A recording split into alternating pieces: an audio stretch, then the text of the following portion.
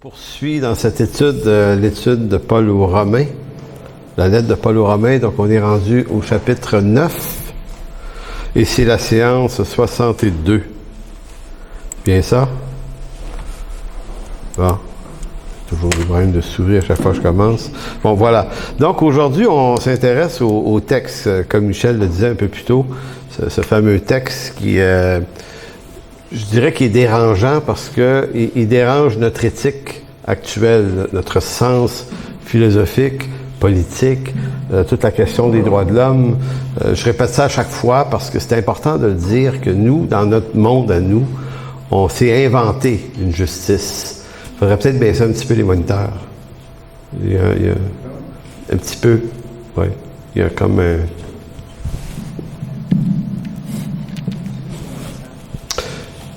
Donc, est-ce que c'est correct? Oui? Vous m'entendez? Ah oui, excellent.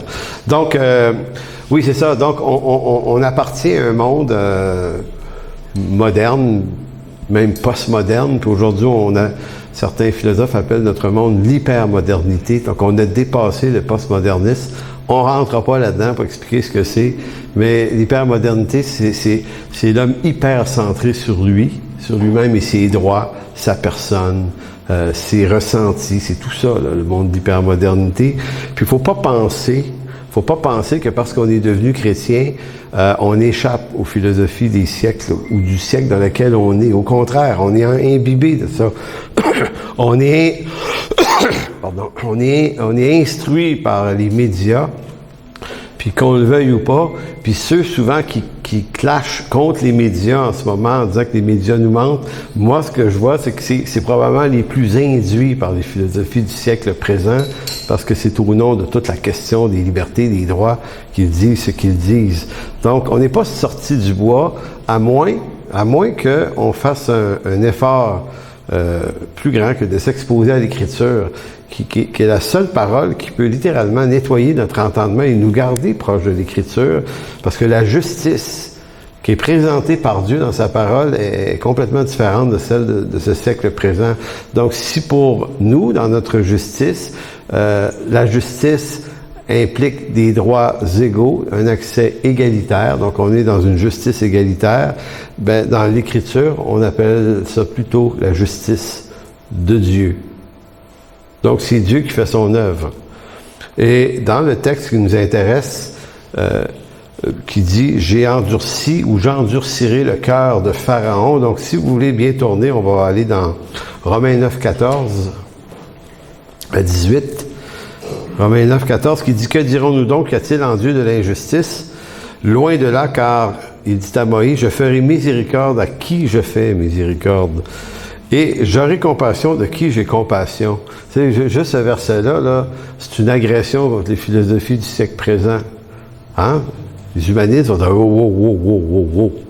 On a notre mot à dire, nous autres, là.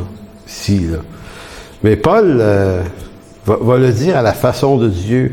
Il le dit même pas à la façon de son siècle, parce que Paul va citer l'Écriture. Donc, c'est également la discipline qu'on doit avoir. On va dire les choses avec le langage de l'Écriture, peut-être avec des mots du siècle présent pour se faire comprendre, évidemment, mais faut pas travestir le sens du texte.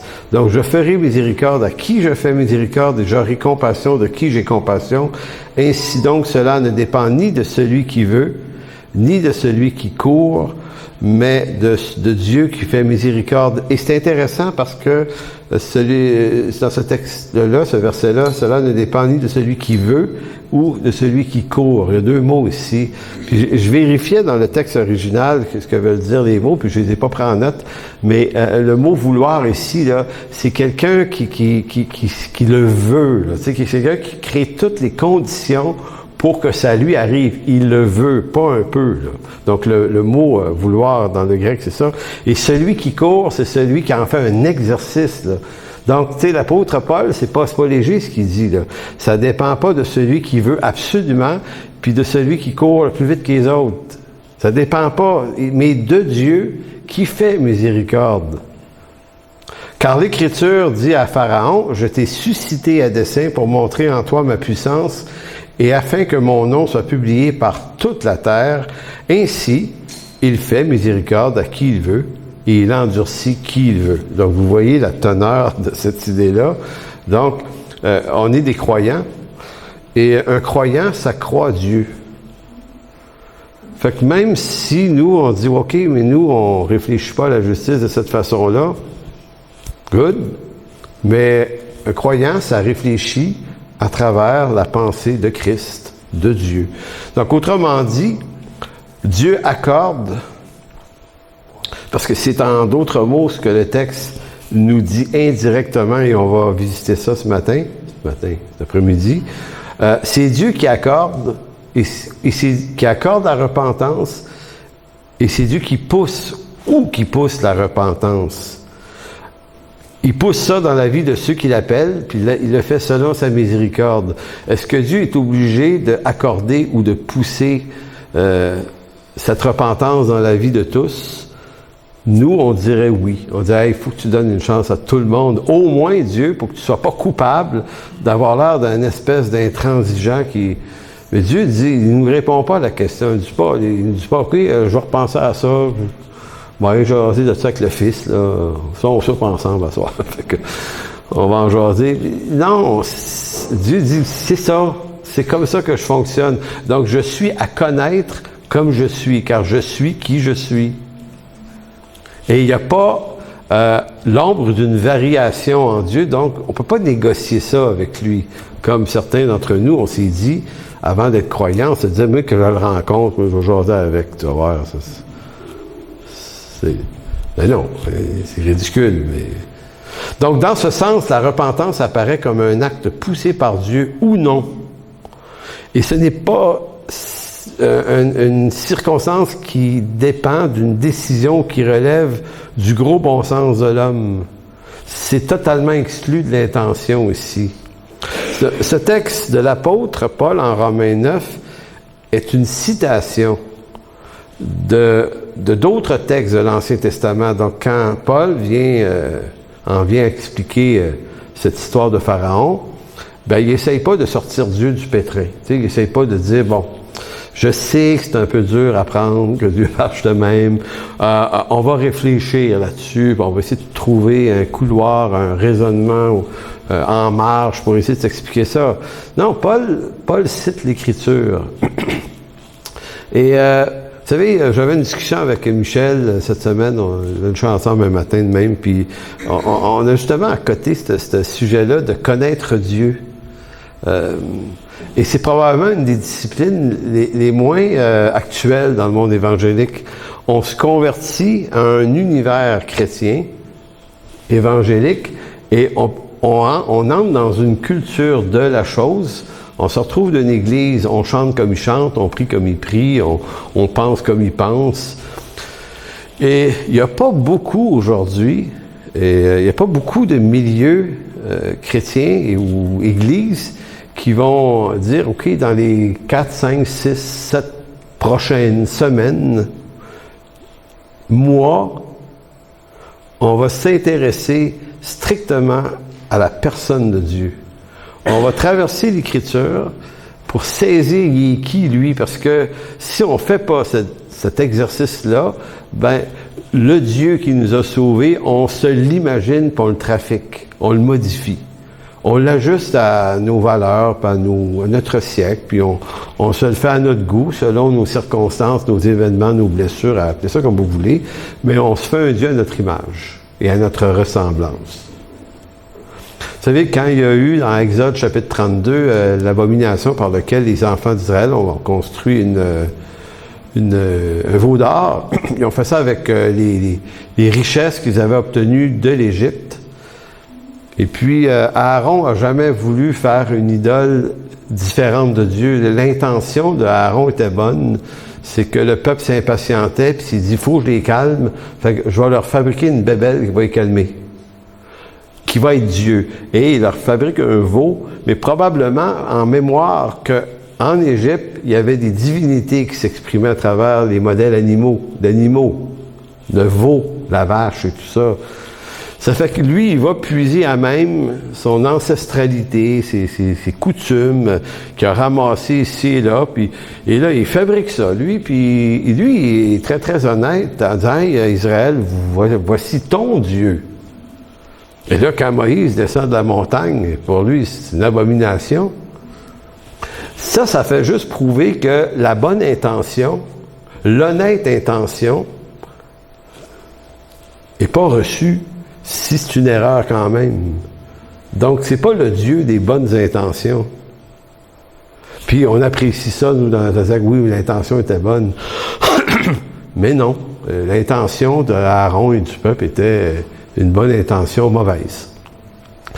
Maintenant, c'est pourquoi on se dit connaître Dieu, c'est ça la raison de la vie éternelle, selon Jean 17. La vie éternelle, c'est de le connaître lui. Mais bien souvent, on se discipline à toute autre chose dans notre baratin chrétien pour faire plein de choses pour Dieu. Mais en réalité, si on se passait un examen, on faisait un examen puis on disait à des chrétiens, OK, répondez à ça, là. Toutes sortes de questions sur la personne de Dieu. Et écoutez, on est plusieurs d'entre nous, peut-être même moi-même, qui coulerait l'examen. Puis là, on dirait, écoutez, avec qui on marche? On ne prend pas le temps de savoir il est qui, mais selon sa parole. Donc, c'est ça le défi qui est devant nous. Donc, Paul, lui, quand il parle du Seigneur, ou quand il parle de Dieu, l'apôtre Paul en réfère toujours aux écrits de Moïse. Donc, Exode chapitre 10, versets 1 et 2, c'est un des textes auquel Paul fait référence dans Romains 9, Exode 10, 1. « L'Éternel dit à Moïse, va vers Pharaon, car j'endurcis son cœur et le cœur de ses serviteurs pour faire éclater mes signes au milieu d'eux. C'est aussi pour que tu racontes à ton fils et au fils de ton fils comment j'ai traité les Égyptiens et quels signes j'ai fait éclater au milieu d'eux, et vous saurez que je suis l'Éternel. » Donc, ici, il y a quelque chose là-dedans. Vous saurez qui je suis l'Éternel par la qualité des jugements que je vais porter contre le peuple égyptien. Donc, pas moins de 11 fois dans le livre de l'Exode, il est dit que le cœur de Pharaon est endurci. Donc, c'est pas une déclaration qui vient juste au chapitre 10. À partir du chapitre 7, si ma mémoire est bonne, c'est là que ça commence. Donc, le cœur endurci de Pharaon. Sur les 11 fois, il y a 7 reprises où il est mentionné que c'est Dieu qui a endurci le cœur de Pharaon. Et les 4 autres reprises, il est dit que Pharaon avait de lui-même un cœur endurci.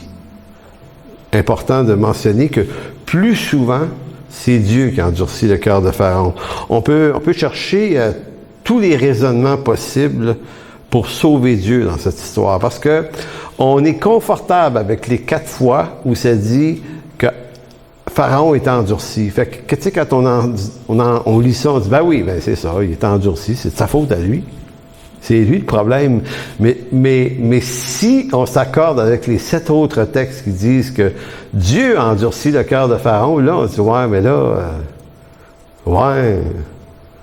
il me semble, Seigneur, tu lui donnes pas de chance. S'il est déjà endurci, mais que tu l'endurcis davantage, c'est pas juste. Maintenant, c'est pas cette semaine qu'on va voir ce que veut dire endurcir le cœur de Pharaon, parce que j'ai tellement travaillé beaucoup là-dessus que j'ai voulu saisir le sens de la repentance. Qu'est-ce qui fait que le cœur puisse être endurci? Et la question est aussi à savoir dans quelle mesure ça peut nous arriver à nous aussi. Et il y a 2 formes d'endurcissement dans l'Écriture. Il y a l'homme naturellement endurci en fonction de sa condition pécheresse née d'Adam. Donc quand tu n'appartiens pas à Dieu, tu es complètement opaque à la volonté. Tu peux être une bonne personne, mais ton cœur par rapport à Dieu est complètement endurci. Maintenant, quand on devient croyant, c'est un peu ses yeux, pas un peu, c'est nos yeux qui s'ouvrent, on voit Dieu, on est sauvé par lui, mais ça n'empêche pas la possibilité de s'endurcir à nouveau et d'être aussi livré à nous-mêmes de la même façon que Pharaon l'a été. Donc, j'ai pensé que ça serait intéressant de visiter ce sujet d'une certaine mécanique qui peut nous impliquer puis nous concerner, nous. Donc, on peut bien chercher tous les raisonnements possibles pour sauver Dieu de l'embarras dans lequel il se met les pieds dans Exode. Mais que c'est en même temps une perte de temps de vouloir faire ça. Vous l'avez probablement fait, moi je l'ai fait quand j'étais plus jeune dans la foi, je me disais, ok, oui, Dieu a endurci le cœur de Pharaon, mais ça doit plutôt vouloir dire qu'il était déjà endurci, fait que Dieu l'a pas vraiment endurci. Puis, je me souviens là, de m'être promené dans des couloirs là-dedans, là, à un moment donné, je me disais, mais c'est ridicule. Le texte dit que Dieu a endurci le cœur de Pharaon. Si tu passes clair un peu, 7 fois. C'est comme si c'était volontairement exagéré. À un moment donné, tu dis, OK, je vais arrêter de... Parce que moi, mon intention, qui était louable, c'était de dire, faut que je sauve Dieu. Il s'est mis pied d'un plat. Vous savez, quelqu'un qui... Vous avez déjà défendu quelqu'un, vous êtes avec quelqu'un, puis il dit quelque chose, il aurait dû pas dire ça. Puis là, tu dis, OK, regarde, je vais t'expliquer ce qu'il voulait dire, là, parce que... Puis toi, parle... Tu veux sauver la personne, tu veux sauver sa réputation. Puis moi, ben c'est ça que j'ai fait. Je disais, hey, je peux pas annoncer un Dieu comme ça, ça n'a pas de bon sens.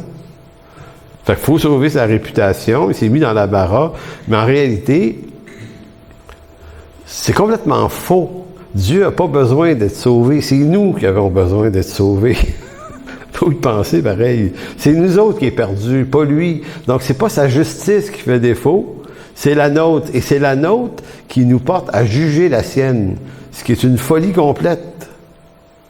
Oui, Pharaon avait de lui-même un cœur dur, mais à cette reprise, il est clairement mentionné que Dieu endurcit son cœur. Donc, mais il ne l'endurcit pas, comme on pourrait le penser, en ajoutant une nouvelle part de méchanceté en lui. Dieu fait avec ce qui est présent. Et Luther va dire, comment Dieu endurcit-il le cœur de Pharaon? C'est en présentant à sa volonté une parole de Dieu que Pharaon ne peut naturellement jamais accepter. C'est-à-dire qu'un incroyant, ça peut pas accepter l'Écriture. Un incroyant peut croire en toutes sortes de trucs sur Dieu, peut s'en inventer un, puis ça peut même être Jésus-Christ déguisé en toutes sortes de choses, là. Mais l'homme naturel, nous dit Paul dans sa première lettre aux Corinthiens, l'homme naturel ne reçoit point les choses de l'Esprit de Dieu, elles sont une folie pour lui. Donc quand Moïse présente à Pharaon la volonté de Dieu qui est de laisser partir Israël, Aaron, en tant que perdu, ne peut pas la recevoir. Et c'est ainsi que le cœur de Pharaon est endurci, non pas par une part de méchanceté nouvelle, mais par une part de bonté de la part de Dieu. C'est la bonté de Dieu envers son peuple, présenté à Pharaon, qui endurcit automatiquement le cœur de Pharaon. C'est quand même intéressant, mais on va vous lire des textes là-dessus, écrits par Luther en 1524, je pense. Donc, l'endurcissement du cœur, bien que la désobéissance issue de la chute adamique soit la cause de notre séparation d'avec Dieu, il reste tout de même à l'homme la conscience qui lui permet de différencier par lui-même entre le bien et le mal. Ce qu'on va se dire maintenant, c'est que Pharaon n'est pas un spécimen unique dans l'Écriture parce qu'on a tendance à l'isoler comme si ce que Dieu a fait à Pharaon, il l'a jamais fait avec personne d'autre. En réalité, nous sommes tous Pharaon. Quand tu es perdu, tu es comme lui. Tu es en résistance contre Dieu. Maintenant, quand il y a eu la chute dans Genèse chapitre 3, je vais vous lancer une hypothèse qui n'est pas vérifiée. Fait que ça se peut que je me trompe un peu.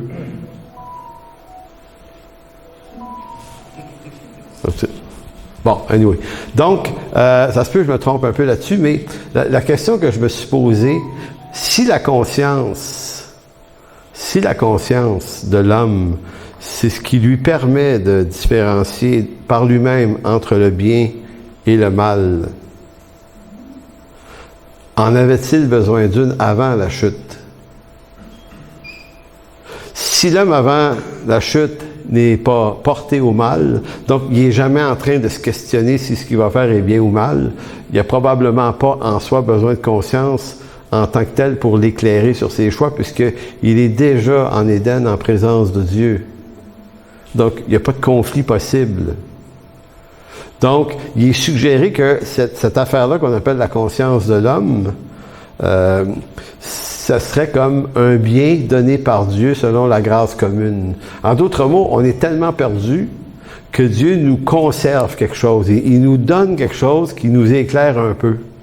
Donc, dans toutes les sociétés humaines depuis la chute, la notion du bien et du mal est présente. Par la chute, elle est venue aussi parce que l'homme a mangé de l'arbre de la connaissance du bien et du mal. Et par ceci, dans le péché, vient cette faculté de discerner, pas juste pour le mal puis aimer ça, mais c'est le bien et le mal. Les deux sont venus par la chute adamique. Donc, c'est pas comme si le mal seulement est entré dans le monde par la chute, mais le bien et le mal selon la conception de l'homme. Néanmoins, pas besoin d'avoir été christianisé ou judaïsé pour avoir une compréhension du bien et du mal, puisque dans l'histoire, des peuplades aussi reculées qu'on a pu trouver, avaient toujours un certain système de justice fondé sur le bien et le mal. Ça a toujours été mal d'être violent, dans n'importe quelle tribu du monde. On a toujours jugé le meurtre, la tromperie, le vol. Puis c'est intéressant parce que les premiers anthropologues qui se sont promenés puis qui ont rencontré ces peuplades-là se disaient, mais ça leur vient d'où, ça? Tu sais, ils nous ont jamais connus avec notre judéo-christianisme qui aurait pu les influencer. Mais c'est déjà présent, ça, dans le cœur de l'homme. Mais dans cette conscience-là, elle a un rôle important à faire. Donc, avant d'exposer la problématique de l'endurcissement du cœur de Pharaon, il importe de comprendre les principes concernant notre conscience. 1 Timothée 1,18, Paul adresse cette déclaration particulière à son disciple. Puis c'est pas partout dans le Nouveau Testament où c'est dit, cette affaire-là, mais ici, c'est quand même important. Il dit, le commandement que je t'adresse, Timothée, mon enfant, selon les prophéties faites précédemment à ton sujet, c'est que d'après elles, tu combattes le bon combat.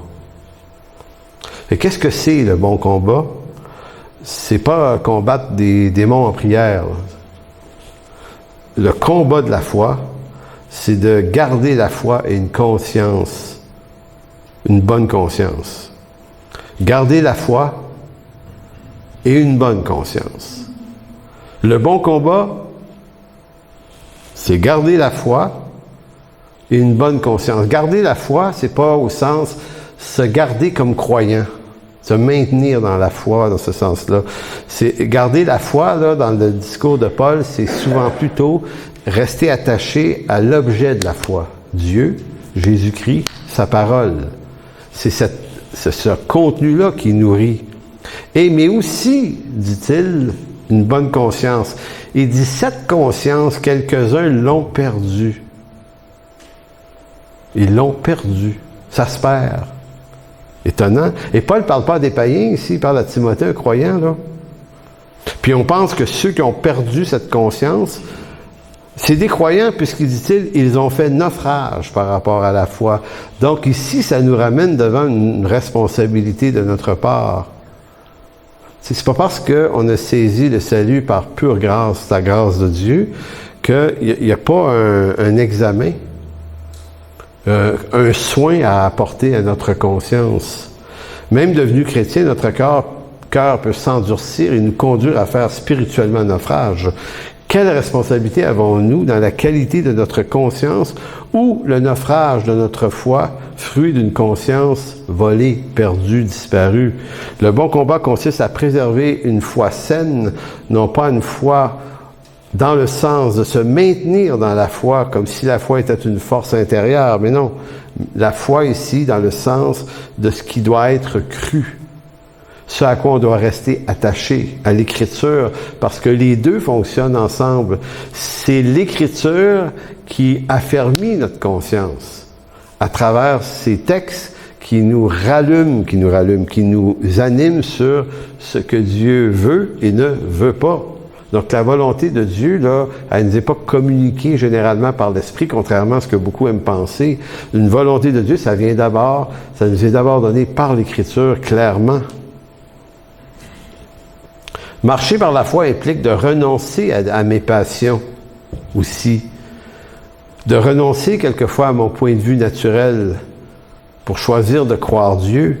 Le christianisme n'est pas un buffet de possibilités avec lequel on se crée un assemblage d'idées selon nos aspirations, mais c'est une soumission au Christ et sa parole. Une soumission au Christ et à sa parole. C'est quoi le nom du monsieur, Michel, que tu m'as dit? Lui, il a dit, chaque pouce de ma vie doit appartenir à Christ. Te souviens-tu du nom du monsieur que tu m'as parlé? Ça t'en revient pas? Ah. Michel? C'est quoi le nom du monsieur? Tu sais, l'auteur que tu m'as dit, là, qui disait que chaque pouce de ma vie, chaque pouce carré doit appartenir à... Abraham Kuyper, c'est ça, théologien hollandais qui a été aussi premier ministre de la Hollande. Et c'est intéressant concevoir que c'est pas... c'est chaque pouce de ma vie. On comprend qu'on est dans un idéal ici. Hein. On légalise pas le phénomène. On tend vers quelque chose. Mais c'est juste pour dire que c'est ça, marcher avec Dieu. C'est un renoncement à nos aspirations. C'est pas un déni d'existence. Hein. On va vivre plein de choses bénies qui font partie de cette humanité, là. Mais nous, là, dans notre volonté propre, notre tête de cochon, nos intentions, il y a comme une place à laisser à Dieu pour venir créer ce que j'appellerais de la repentance. Le naufrage de la foi arrive lorsqu'un croyant dévie de l'Écriture et abandonne sa conscience aux arguments et rêveries de son propre cœur. Maintenant, dans cette partie de la prédication, entrons dans une idée toute simple. À chacun sa repentance, ça s'appelle comme ça, parce que on peut penser, et j'ai longtemps pensé ça, parce qu'il y a très longtemps, on était dans un mouvement américain qui avait cette doctrine-là, c'est-à-dire que tu t'es repenti au moment de ta nouvelle naissance, et c'est réglé. Donc maintenant, toutes choses sont devenues nouvelles, donc la grâce de Dieu remet le compteur à zéro tous les matins.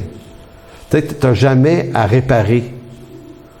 Tu n'as jamais à réparer tes gaffes, tu n'as jamais vraiment à confesser ou à les réparer avec les gens. Puis c'était vraiment dit comme ça, là. Au ministère-là, il y avait eu un homme, un pasteur, qui avait trompé sa femme 12 fois à Springfield, Massachusetts. Puis lui, 12 fois, il a demandé pardon à sa femme. Mais sa femme était un petit peu tannée. Tu sais, même après une fois, c'est énorme, mais 12 fois, tu te dis, OK, on pourrait-tu aider le gars quand même, il y a un problème. Mais là-bas, oui, mais il a demandé pardon. La grâce de Dieu a effacé sa faute. Là, tu peux plus rappeler la faute, tu n'as plus le droit parce que Dieu l'a pardonné si tu rappelles la faute. Et là, ils sont rentrés dans un espèce de couloir complètement absurde qui fait que la femme qui disait, ben oui, mais faites de quoi avec lui? On a un méchant problème à la maison, là. Il disait, hey, t'es méchante, là. Tu connais pas la grâce. Je vous dis, c'était de même. Donc, on peut dévier dans la grâce, absolument dévier complètement, ça peut devenir complètement fou. En réalité, ce que l'Écriture propose, c'est une grâce appelée par Dieu d'abord qui nous fait se tourner vers lui. Et la vie chrétienne, c'est un peu comme si on se maintenait dans une attitude constante de repentance. Puis attention, je suis pas en train de dire, c'est pas une vie d'autoflagellation tout le temps qu'on devient obsédé par tout ce qui se passe dans nos vies, mais ça reste que ça doit être une vie dans laquelle on se garde conscient des motivations, des choix qu'on fait. On fait attention. Donc, lorsque je prie, moi, pour notre Église, c'est quelque chose qui a commencé depuis quelques semaines dans ma vie. Lorsque je prie pour notre Église, c'est comme si je ne demande pas à Dieu de faire des grandes choses dans notre Église par nous. Je ne demande plus ça au Seigneur. C'est plus ça le point. Si Dieu veut faire des grandes choses, selon sa divinité, il va y faire. C'est pas ça qu'on doit demander à Dieu, je pense. Ou de changer ceci, ou changer cela, ou changer les trucs au gouvernement. Ça, on est toujours... En d'autres mots, vous remarquerez qu'on prie toujours pour la repentance des autres. Donc, tout ce qu'on veut qui change, ça appellerait la repentance de la personne qui s'occupe de la chose. Dieu fait changer d'avis ou d'idée, parce que repentance veut dire changer d'idée. C'est ça que ça veut dire. Ça veut pas dire pleurer amèrement, là, se repentir. Ça peut amener des pleurs amers, mais je veux dire, c'est un changement, c'est un métanoïa, un changement d'entendement. Donc, nous, on prie généralement pour que les autres changent d'entendement pour qu'ils s'ajustent à notre entendement. Mais c'est fou, quand on y pense. On est en train de ne pas comprendre que c'est peut-être nous qui devons se repentir aussi. Maintenant, on prie pour que des gens autour de nous se repentent, au sens qu'ils se tournent vers Dieu, absolument. Que Dieu les pousse à repentance. Mais moi, je parle dans une communauté, que dans une église, là. Il faut que Dieu nous instruise nous-mêmes à s'entretenir nous-mêmes d'une attitude de repentance. Et je dirais, c'est pour ça que j'ai à chacun sa repentance, au sens de la repentance qu'il convient à chacun. Moi, je peux penser que vous devez changer, vous, de telle et telle façon. Je peux penser ça, là. Des fois, je peux avoir raison. Mais je peux me tromper aussi. Tu sais, c'est qui est le meilleur modèle ici pour être capable de juger de ce que devrait être la repentance de chacun? Donc, c'est de ça dont il est question.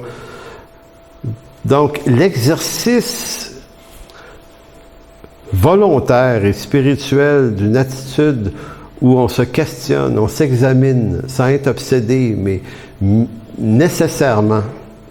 Non pas une vengeance qui est exigée du pupitre, en disant, voici comment vous deviez penser, pensez plus comme ceci, ou j'allais exiger du pupitre par l'expression des regrets et des renoncements forcés. Mais ici, on parle d'une repentance qui ne saurait être accordée que par Dieu. Pourquoi je dis ça? Parce que la vraie repentance, c'est un acte heureux. Alors que nous, souvent, on traduit ça comme étant le bout le plus plate de l'affaire. C'est un repens-toi, tu sais, c'est dit avec, il y a du dans le rire, là. C'est comme, il faut, là, j'ai entendu des prédicateurs, c'est comme, en les écoutant, on dirait qu'ils ont envie que ça te fasse mal, là, tu sais, alors que, ben, peut-être, je suis pas complètement fou, mais quand on regarde la repentance dans l'Écriture, c'est une bénédiction que Dieu nous accorde. C'est le moyen par lequel Dieu ouvre les yeux de quelqu'un et lui fait voir sa détresse et sa perdition. Donc la repentance est une œuvre heureuse, joyeuse. Le mot métanoïa veut dire changer d'entendement. Le mot noia, méta veut dire changer. Mais noia, c'est le nous. Noia veut dire nous. Nous, c'est N-O-O-S dans le grec, c'est entendement. Donc, c'est Dieu qui change ton entendement parce que tu ne peux pas changer ton entendement toi-même. Tu ne peux pas décider de choisir de penser autrement dans une pensée que tu ne peux pas connaître de toi-même. Donc, une vraie repentance ne relève pas d'une bonne intention humaine, mais d'une intervention de Dieu qui vient diriger nos cœurs, nos vies, nos pensées vers une nouvelle direction par l'acquisition d'un nouvel entendement régénéré par la grâce. Tournez dans Acte 9, c'est assez clair dans Acte 9, vous avez l'apôtre Paul et sa conversion.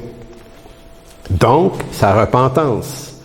Maintenant, lui, là, quand il part pour aller à Damas, il s'en va pas là se repentir. Il s'en va là repentir déjà de s'être converti à Jésus-Christ. Tu sais, parce qu'on est toujours en train de gosser la repentance des autres. Alors, verset 3, acte 9, comme il était en chemin, ça c'est le nom de notre église, en chemin, on va me le dire en passant. Bon. Et qu'il approchait de Damas, tout à coup, une lumière venant du ciel resplendit autour de lui. Il tomba par terre, il entendit une voix qui lui disait, « Saul, Saul, pourquoi me persécutes-tu? » Il répondit, « Mais qui es-tu, Seigneur? » Et le Seigneur dit, « Je suis Jésus que tu persécutes.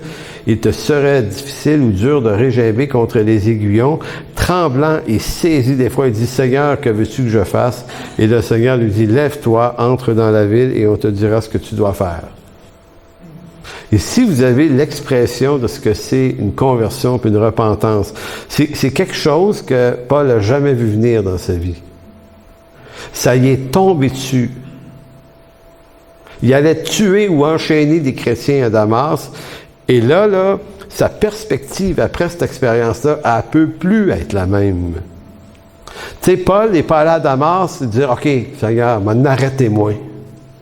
Plutôt de les tuer, on va juste les frapper. » Comprenez-vous ce que c'est une repentance puis une conversion? C'est un changement majeur dans nos vies. Je suis pas en train de dire qu'on n'aura plus de difficultés, puis de problèmes, puis de faiblesses. C'est pas ça que ça veut dire. Mais ça veut juste dire qu'il se passe quelque chose d'extrêmement fort qui fait que dans l'entendement de Paul, il y a quelque chose de nouveau qui s'est installé là. C'est ça, un métanoïa, c'est un changement de nous. C'est comme si Dieu avait pris un entendement naturel de Paul, puis il avait greffé dans son cerveau un nouvel entendement régénéré. Hey, pas longtemps après, Paul se retrouve à Antioche, puis il prêche l'Écriture, puis il enseigne dans l'église d'Antioche. C'est ça une conversion. C'est pour ça que des fois, on fait des œuvres humanitaires, il faut continuer d'en faire. Moi, je suis vraiment, vraiment en faveur de ça. Mais il ne faut pas penser que parce qu'une personne en profite, puis qu'elle a quelques sentiments religieux, que c'est une conversion. Une conversion, là, il se passe de quoi de gros dans la vie de la personne. Et s'il se passe rien dans la vie de quelqu'un, elle a beau dire « j'aime Jésus », moi des fois je suis là, tout le monde aime Jésus, là, même les athées, parce que Jésus, écoutez, Jésus, là, il a tout fait là, pour se faire aimer, il a guéri des malades, il a nourri des foules, qui c'est qui n'est pas content de ça? Bon, mais même qu'on ils l'ont haï sans cause, on tue pareil, là, mais vous comprenez ce que je veux dire? Donc la repentance de Paul n'est pas le fruit de sa décision mûrement réfléchie. Tu sais, comme si, après le meurtre d'Étienne, dans Acte 8, ce serait dit, bon, peut-être un peu violent, là. Réfléchir à ça pendant que je m'en vais en capturer d'autres, là, à Damas. Puis, Seigneur, peut-être pas une bonne idée, hein. Parle-moi donc là-dessus. Non, Paul il est complètement saisi d'une justice, mais complètement convaincu que la chose qu'il s'apprête à faire est bonne. Elle est de Dieu. Et ça, c'est fou, là. Parce que, je vais dire, OK, mais on peut être saisi de ça, nous aussi, dans notre façon de regarder, de juger, de lancer des pointes contre d'autres églises et des affaires de même. On peut être juste saisi du même esprit religieux que Paul, qui pense qu'au nom du fait qu'il connaît la patente, il est capable d'établir ce qui est juste et de quelle façon les gens devraient se repentir. Donc, la repentance de Paul n'est pas le fruit de la décision mûrement réfléchie de l'apôtre. Elle est action de Dieu qui pousse l'homme, qui pousse. Et il l'a vraiment poussé, là. Tu sais, qu'elle disait à Paul, il te serait dur de régimber contre les aiguillons. C'est comme, moi, j'imagine, là, que t'es coincé de même, là, puis il y a comme 400 flèches de lance, là, qui font le tour de ton corps, là. Tu dis, regarde, fais juste bouger un peu, puis tu vas te graffiner, mon homme, là. Tu meurs, là, si tu t'en viens, là. On discute pas, on négocie pas sur ton salaire et tes avantages marginaux, là, dans ton nouvel appel. C'est ça. Fait que c'est comme, OK, que veux-tu que je fasse? Ben, il dit, va-t'en à Damas, puis là, tu sens que les aiguillons se sont tassés un peu, qu'il a dû dire, phew, puis là, on s'en va, puis il est aveugle, puis il est diminué. Dans Acte 11-18, 2 chapitres plus tard, tournez pas là, je t'ai pas donné les versets sur ça.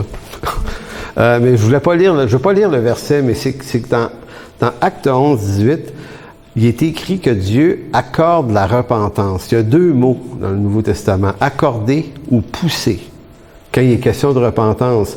Donc, à un moment donné, vous savez, quand Pierre va chez Corneille et sa maison se tournent vers Dieu, il retourne à Jérusalem expliquer ça aux apôtres qui sont un peu sur le coup en disant, ben voyons donc, t'es rentré chez un païen, t'as mangé avec eux, qu'est-ce que tu fais là? T'es rendu où, Pierre? Et vous remarquerez dans cette histoire-là qu'il y a encore une repentance. Et en fait, il y a 2 repentances. Pour que Corneille et sa maison aient pu se repentir, il a fallu que Dieu conduise Pierre à une repentance aussi par les 3 nappes en disant « tue et mange ». Je t'impose un nouvel entendement, Pierre. Puis Pierre, il a de la misère un petit peu. Hein? Il va dire « non, moi, on ne mange pas ça, moi. » Là, Dieu dit « non, tu tu vas les tuer, tu vas les manger. Et tout ça, ça conduit Pierre à un changement d'entendement. Ah, voulez-vous que c'est... Pourtant, vous dites, mais c'est Pierre, il a reçu le Saint-Esprit à Pentecôte, c'est Pierre, c'est l'espèce de icône, la première grande vedette de l'Église. Tu sais, il était trois, il y avait Jean, Pierre, puis Jacques, l'autre, OK, qui étaient vus comme des colonnes. Fait qu'il te dit, ben il sait tout, lui, il peut pas se tromper. Mais non, il sait pas tout. Il y a encore une tête de cochon. Il est comme vous puis moi. En d'autres mots, ça peut faire bien longtemps, puis à un moment donné, le Seigneur doit nous parler. Et là, c'est comme si Dieu appelle Pierre à une forme de repentance. Tu vas te repentir, Pierre, parce que je t'appelle à rentrer là, puis pour rentrer dans cette maison-là, il va falloir que tu changes ton entendement. Fait que Pierre, il va, un peu reculant, hein, puis il va pareil. Puis quand il voit ça se passer, l'Esprit Saint descend sur cette maison, il se dit, ben voyons donc. Et là, quand il va à Jérusalem, puis il raconte ça aux apôtres, le reste de l'Église, ils ont été saisis, eux autres aussi, puis ils vont faire une déclaration du genre, ben, c'est incroyable, mais Dieu accorde la repentance aussi à des païens. Puis le mot accorder, là, c'est didomie. Ça veut dire, là, Dieu, là, l'a fait arriver dans leur vie. Il leur accorde. C'est pas eux autres qui veulent se repentir, c'est eux qui sont l'objet d'une intention de Dieu. En Romains, chapitre 2, verset 4, l'apôtre lui-même utilise une autre expression. Il va dire, afin que Dieu les pousse à la repentance. Le mot ago, pousse, qui veut dire mener, conduire une personne à la repentance. Donc, si un jour on s'est repenti, c'était l'œuvre de Dieu. C'est lui qui a fait cette œuvre-là. Et quel rapport entre ça et Pharaon? Ben, c'est que Dieu ne conduit pas et ne pousse pas tout le monde à la repentance. C'est comme ça. La repentance est une œuvre de Dieu qui prend une dimension personnelle selon... La repentance est une œuvre de Dieu qui prend une dimension personnelle selon notre besoin de délivrance, car c'est là le fruit d'une repentance poussée par Dieu. En d'autres mots, si on a tous besoin de se tourner vers Dieu par une repentance initiale au salut, par la suite de ça, il y aura toujours ce muscle de la repentance, mais là qui devient unique à chacun. Moi, quand je me suis converti en 1983, il y avait des trucs dans ma vie, notamment je suis musicien de formation, fait que moi je voulais faire ça dans ma vie, puis le Seigneur m'a travaillé pendant une grosse année. Parce qu'au mois de mai 83, il m'a dit non, il n'y a eu pas question que je lâche la musique, s'il vous plaît. Tu sais, ça faisait 7-8 ans que je m'investissais à temps plein là-dedans, où j'ai travaillé fort là, quand j'étais jeune. D'ailleurs, ma femme le sait, elle était voisine, hein? Je sortais mon piano dehors des fois pour jouer ça. Je m'arrangeais pour tout le quartier entendre, tu viens-tu? En tout cas. Non, je dis ça parce que j'avais un petit piano électrique, je sortais mon ampli, puis je jouais bien fort, puis il y avait un de mes chums, tu sais, Alain Larivière, là, 3 rues plus loin. Il arrivait avec son bicycle. Ah, j'ai entendu jouer du piano. En tout cas, bref, c'est une autre histoire. Mais tu sais, quand t'es passionné pour quelque chose, là, puis moi, ça commençait à marcher, mon affaire, puis dans un bon groupe de musique, là, puis on semi-professionnel à Laval, puis c'était vraiment quelque chose. Et là, le Seigneur débarque dans ta vie. Fatigant, ça. Parce que là, tu commences à aller à l'église, puis tu te convertis pas parce que tu avais envie de quitter le monde, parce que moi, le monde dans lequel j'étais était correct, selon moi. Je faisais des bonnes affaires, j'avais du fun, des bons amis, pas trop de problèmes, des bons parents, tout ça. Mais là, il arrive qu'il débarque pareil. Parce que le Seigneur... Comment vous dire, il sauve pas juste des gens qui sont sur le bord du suicide, puis Dieu le fait, ça. Mais il sauve pas juste des gens hyper malheureux, puis dépressifs, puis à l'abandon complètement, parce que des fois, tous les témoignages qu'on entend nous laissent entendre qu'il fallait que ça allait vraiment mal. Mais moi, j'allais vraiment bien. J'ai commencé à aller mal à ma conversion, parce que là, j'y vais à la facture arrivée. Ben, la facture... La liste des choses, tu sais, tu lis l'Écriture, tu dis, OK, t'écris ça, donc ça, dans ma vie, ça... C'est-tu ça qui va triompher de ça ou ça qui va triompher de ça? Et le combat a commencé au mois de mai, puis J'ai été vaincu en janvier suivant. Le problème, c'était pas la musique, c'est béni la musique, mais c'était la musique que je faisais. Ça, c'était une autre histoire. Mais c'est ça, être appelé à la repentance. Donc, Dieu me fait me repentir pour me tourner vers lui, puis après ça, il m'amène dans des rendez-vous de repentance, et c'est important d'être conscient de ça. Puis aujourd'hui encore, ça va faire 39 ans que je suis sauvé, puis il y a encore des défis dans ma vie où je sens clairement que le Seigneur m'amène à réfléchir, à prendre conscience des motivations. Puis tu sais, des fois, c'est plus des grossièretés. Tu sais, quand on était jeune, arrêter de boire, fumer du pot, à la limite, tu fumes plus la cigarette, arrête de sacrer, c'était ça, là, tu sais, les péchés visuels. Puis un coup que ceux-là, tu les as fait la barbe, ces péchés-là, là, tu rentres dans les affaires, là, tu sais, les trucs qui se cachent bien, là. Puis à un moment donné, là, c'est donner des subtilités, là. Plus on grandit dans le Seigneur, plus la sensibilité de nos motifs devrait être sensible. Donc, si Dieu initie l'acte premier de notre repentance comme chrétiens, nous sommes appelés, comme le disait Paul à Timothée, à prendre garde à notre conscience pour ne pas être emporté, parce qu'on peut être emporté, comme par un naufrage de la foi. C'est par la présence de la parole de Dieu dans nos vies que notre entendement se nourrit de la volonté de Dieu, s'y soumet du mieux qu'il peut. Et il y a des moyens de grâce pour garder notre conscience sensible, la parole de Dieu, la communion fraternelle, avoir une église locale, avoir une communion avec Dieu. On pourrait nommer un certain nombre de choses là, qui sont pas des activités en tant que telles, mais des appartenances, des proximités avec des choses qui viennent agir sur nos vies. Et quand on se met à négliger ça, ben on se met en situation de naufrage potentiel. Une église forte et en santé n'est pas précisément une église hyperactive, parce que dans le temps dans lequel on est, c'est à ça qu'on juge la santé d'une église. Mais quand on y pense bien comme il faut, l'hyperactivité bon, je vais lire ma phrase, c'est plus simple. Une église forte et en santé n'est pas nécessairement une église hyperactive, mais davantage une communauté de personnes qui se laissent guider par Dieu dans les repentances qui conviennent à chacun. Je vous disais tout à l'heure, je ne prie pas pour vos repentances, je prie pour la mienne.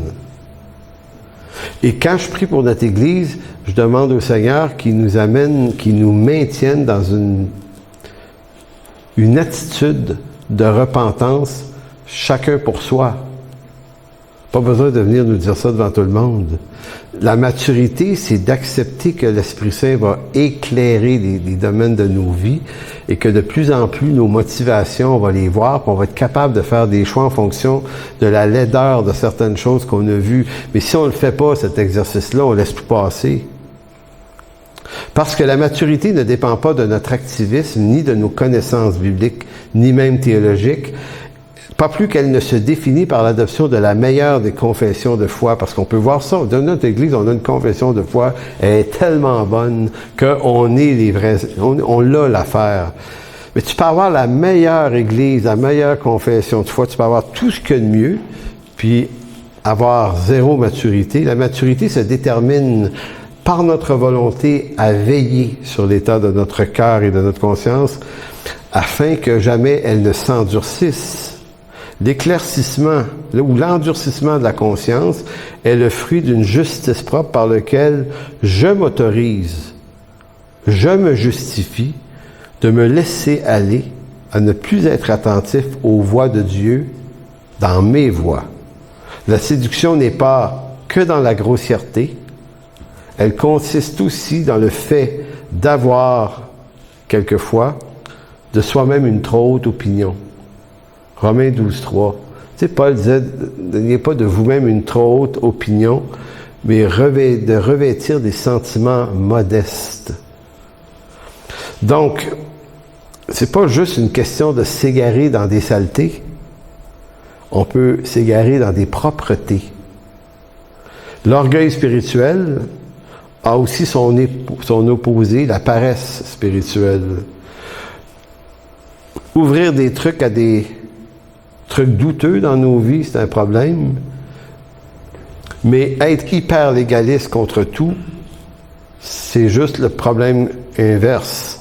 Calomnie, médisance à répétition de manière compulsive, parce qu'on a tous une idée, on pense quelque chose des autres, on ne peut pas s'empêcher, mais de façon compulsive et répétitive, plutôt que de soigner notre propre cœur contre sa malveillance envers les frères et les sœurs. Négligence dans les nécessités spirituelles, on peut négliger ça, mais on peut faire de l'hyperactivisme comme moyen de compensation. On compense par des trucs très visibles. Ne plus vouloir servir ou ne faire que publier mes bonnes œuvres et rappeler à tous les services que je rends autour de moi. Tu sais, des gens qui sont compulsifs, il faut absolument que tu saches qu'ils ont aidé lui, puis l'autre. Puis là, je suis pas en train de dire qu'on ne doit jamais se parler de ce qui se passe, là, mais je veux dire, il y a toujours la différence entre ce qui est apparemment équilibré et quand ça devient une compulsion. Compulsif, faut que je dise tout le bien que je fais. Donc, l'endurcissement consiste à épaissir la peau. Donc, quand il est écrit que Pharaon s'est endurci, c'est le mot porosis. Et ce que le mot veut dire, c'est consiste à épaissir la peau d'une couche de callosité pour en enlever la sensibilité. Donc, la callosité, c'est de la corne. Fait que si vous n'avez pas de souliers, il va vous pousser de la corde en dessous des pieds. C'est très utile parce que ça empêche votre peau d'être sensible à la chaleur du sol ou aux cochonneries qui sont là. Donc, d'un côté, c'est utile, des callosités, mais le mot qu'on utilise, c'est dire que c'est si notre conscience devenait endurcie par de la corne. Et là, quand ta conscience ne ressent plus, il arrive comme chrétien qu'on laisse la callosité s'épaissir sur notre âme de telle sorte qu'on ne sent plus le mal qui nous habite et que l'on fait subir aux autres au nom de Dieu. Ne plus être en mesure de sonder nos motivations profondes, nos intentions malicieuses, voire malveillantes, dans les prises de position et les décisions que nous prenons.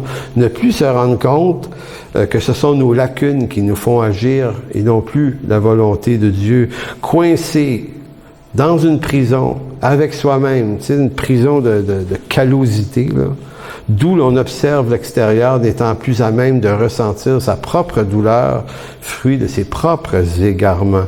Voilà pourquoi je ne prie pas pour la repentance des autres, mais je dois prier pour que Dieu m'accorde à moi aussi continuellement un esprit de repentance pour m'affranchir de ce qui me semble juste. Je reviens encore et on arrive à la conclusion maintenant. La repentance, c'est une délivrance. Donc la repentance, c'est pas une chose négative, c'est un acte gracieux de Dieu qui m'ouvre les yeux sur une méchanceté, une folie, une bêtise qui m'habite, mais que je n'arrive plus à voir. Je l'ai perdu de vue. Je le sens plus. C'est fascinant quand on regarde les gens de ce monde aussi. Tu sais, il y a des gens qui sont endurcis là, dans de la criminalité, là, ils n'ont plus aucune émotion face au mal terrible qu'ils vont faire. On regarde, ma femme et moi, une série sur El Patron, qui est Pablo Escobar. Hein. Grosse série, elle est tournée en 2012 sur Netflix, 76 heures, ça dure, c'est du stock.